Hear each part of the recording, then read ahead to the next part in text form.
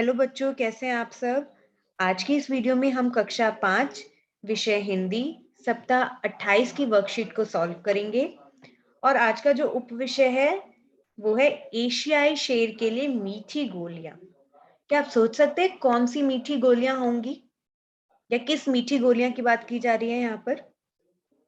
और दूसरा उपविषय है आपका रात भर बिलखते चिंघाड़ते रहे। ठीक है बच्चों, शुरू करें। चलिए, निम्नलिखित प्रश्नों के उत्तर लिखिए। प्रश्नों के उत्तर लिखने से पहले मैं आपको एक कहानी सुनाना चाहूंगी जो कि एशियाई शेर के लिए मीठी गोलियां भी जो हम बात कर रहे थे उसी के ऊपर है। नई दिल्ली। घाघस एक एशियाई शेर चिकित्सा की दुनिया का एक जीता जागता चमत्कार बन गया। बचने की कोई उम्मीद ना होने पर भी आज वह जिंदा है और पहले की तरह गरजता है।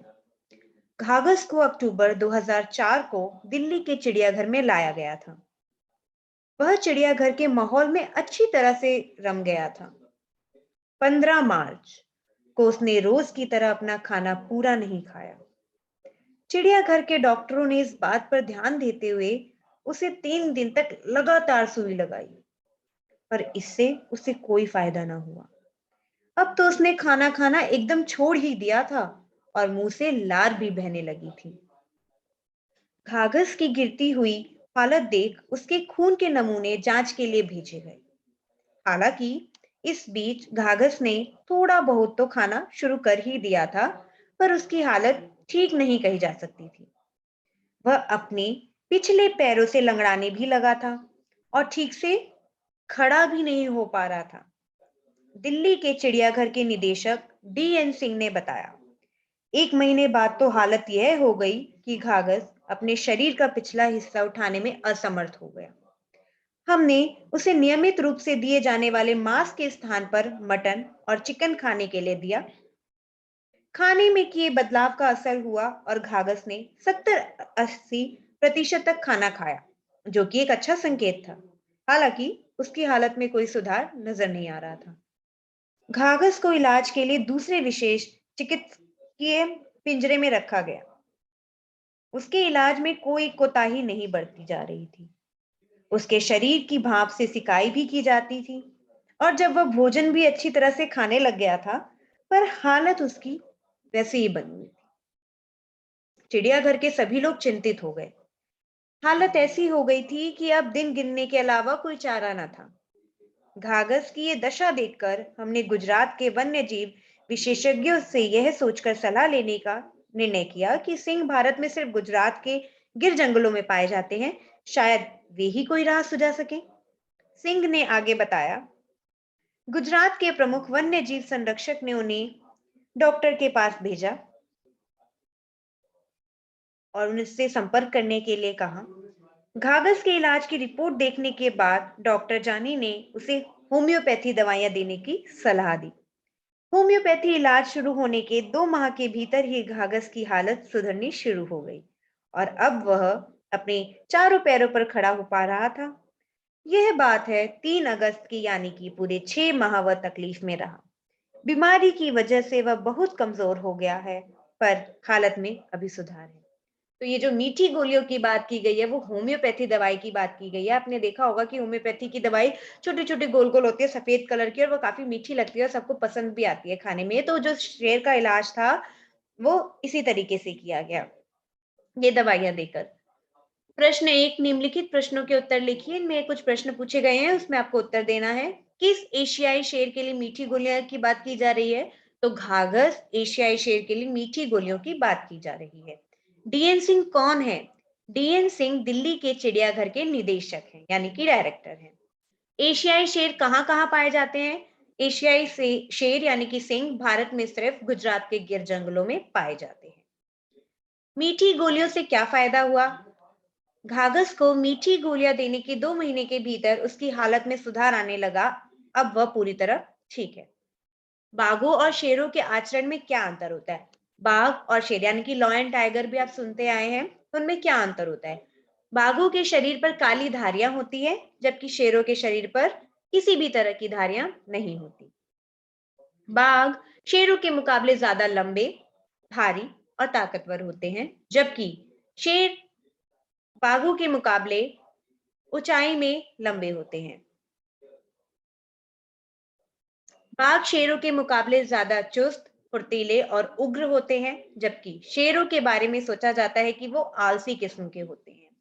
शेर बाघों के मुकाबले ज्यादा सामाजिक होते हैं और झुंड में रहना पसंद करते हैं, जिन्हें प्राइड्स कहा जाता है। शेर की तुलना में बाघ अकेले रहना पसंद करते हैं।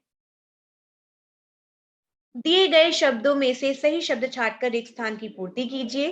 तो आपको ये कुछ हेल्पिंग बॉक्स दिए गए हैं, उसमें से छांटकर आपको लिखना है। तो पहले का आंसर है घाघस, दूसरे का आंसर है आपको खून, कि जब उसकी हालत खराब होने लगी तो उसके खून के नमूने जांच के लिए भेजे गए। डीएन सिंह कौन थे? निदेशक थे।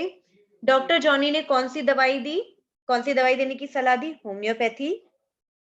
घाघस की हालत कैसे हो गई थी? सुधरनी शुरू हो गई थी। चलिए, अब आपके पास मैंने कहा जैसे कि दो उपविषय थे आज के। तो पहला तो हम पढ़ चुके हैं और दूसरा है आपका रात भर बिलखते चिंगारते रहे। उड़ीसा राज्य के सिम्पीपाल टाइगर रिजर्व में 25 हाथियों का झुंड रहता था। इस झुंड में कुछ धुई भी थी। जिन हथनियों के साथ दुध मुंह बच्चे हो उन्हें धुई कहते हैं, यानी कि जिनके बच्चे छोटे होते हैं और उनका जो दूध पी रहे होते हैं तो उन्हें हम क्या कहते हैं? धुई। दाव लगे तो हाथी के छोटे बच्चे को शेर मार लेता है। झुंड के बड़े दंतैल और बड़ी हथनियां बच्चों की रक्षा करती हैं। सर्दियों में जब घास कम हो जाती है तो हाथियों के बड़े झुंड को जंगल में एक खंड में काफी खाना नहीं मिलता, वे छोटी टोलियों में बंटकर अलग अलग वन खंडों में चरने चले जाते हैं। 1988 के दिसंबर महीने का पहला सप्ताह गुजर रहा था।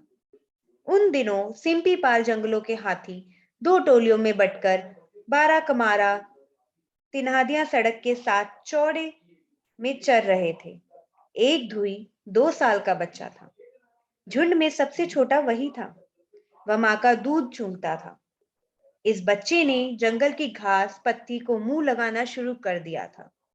झाड़ियों, पेड़ों और पगडंडियों को जानने पहचानने की स्वाभाविक इच्छा इसमें पैदा हो चुकी थी। एक सुबह वह अपनी टोली से जरा अलग होकर नाले की तरफ जा रहा था। रात का दौरा लगाने के बाद इस इलाके का शेर वहीं सो रहा था। वह बच्चे पर झपट पड़ा। बच्चा चिंघाड़ा। उसकी चिंगार सुनकर सभी हाथियों से बचाने दौड़े। बड़े हाथियों के सामने शेर नहीं टिका, उसे छोड़कर नाले में चला गया। शेर का हमला इतना जोरदार था कि कुछ ही क्षणों में उसने बच्चे को बुरी तरह जख्मी कर दिया। सबसे बड़ा घाव सिर पर था। सयाने हाथी उसे ऊपरी 12 कमारा में रेजर ऑफिस के सामने ले गए। जंगल के जानवरों की देखभाल और रक्षा करना रेंज ऑफिसर की जिम्मेदारी होती है। उसके दफ्तर के सामने पहुंचकर हाथी मानो अपने को सुरक्षित अनुभव कर रहे थे। कुछ देर बाद आधे हाथी चरने चले गए। बाकी हाथी जख्मी बच्चे की निगरानी में वहीं डटे रहे। उसकी मां सूंड में घास का पूला उठाकर चवर ढुलाती रही, जिससे घाव पर मक्खियां ना बैठे।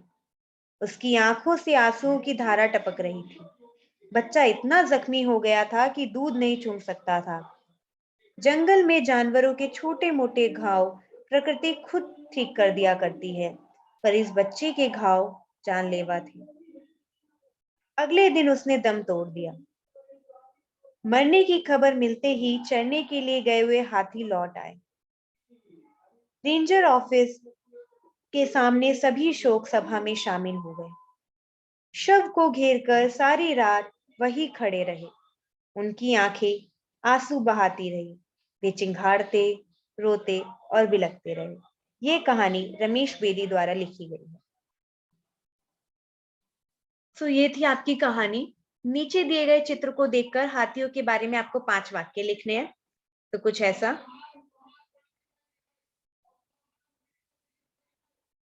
हाथियों के झुंड में केवल हथनियां और बच्चे ही रहते हैं। झुंड की सबसे बुजुर्ग हथनी ही पूरे झुंड की नेता होती है। एक झुंड में 10 से 12 हथनियां और बच्चे होते हैं। हाथी 14-15 साल तक ही इस झुंड में रहते हैं, फिर वह झुंड छोड़ देते हैं और अकेले रहते हैं। चलिए, सही गलत बताना है आपको। सिम्पीपाल टाइगर रिजर्व गुजरात में है। नहीं, सिम्पीपाल जो टाइगर रिजर्व है वो उड़ीसा में है। तो इसका आंसर क्या हो जाएगा? गलत। इस पाठ के लेखक रमेश बेदी है, बिल्कुल सही, तो आप सही लगाएंगे। हाथी का बच्चा अपनी टोली से अलग हो गया था, बिल्कुल सही। शेर के हमले का घाव ठीक हो गया था, गलत, वो तो मर गया था बेचारा बच्चा। शव को घेरकर सारे हाथी चिंघाड़ते, रोते और बिलखते रहे, हाँ। इसमें आपको सही उत्तर छाट के लिखना है। ये घटना कब की है? 1988 की। धुई एक कितने साल का बच्चा था? 2। बड़े हाथियों के सामने शेर नहीं टिका। बच्चे का घाव जानलेवा था। शव को घेरकर सारी रात हाथी वहीं खड़े रहे। इस वीडियो में बच्चों इतना ही। मिलेंगे अगली वीडियो के साथ। अगर वीडियो अच्छी लगी हो तो लाइक करिएगा और चैनल को सब्सक्राइब जरूर करिएगा। आप लोग वीडियो तो देख लेते हैं लेकिन चैनल को सब्सक्राइब नहीं करते हैं, तो प्लीज सब्सक्राइब माय चैनल, ताकि आपको आने वाली वीडियो जल्द से जल्द मिल सके और आप अपनी वर्कशीट को सॉल्व कर सकें।